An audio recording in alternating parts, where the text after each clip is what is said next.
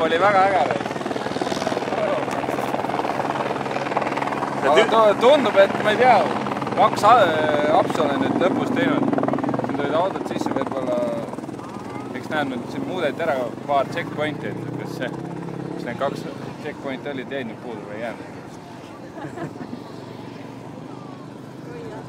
Üks päev veel! Üks veel! Tubli! Milleks jäid me vähe? Äge!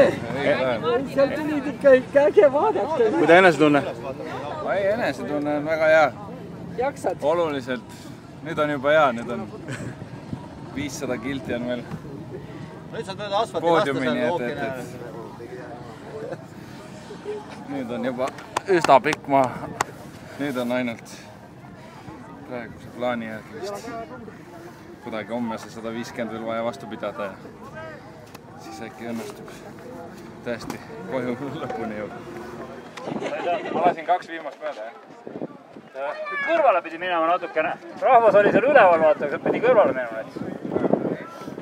Ma panin mööda. Ühest mäest ma panin alla, vaata, kus ütlesin, meie võta viipunkti tähendab. Sukses mäest üles, vaata. Kütsid alt juba too. Mitu lenda ei saanud. Äge, see rada oli tõeline Dakar nagu pärast seda tankimispointi. Täitsa lõpus, mulle meeldis.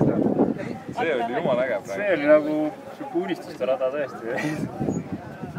Super poiss, äge kaab.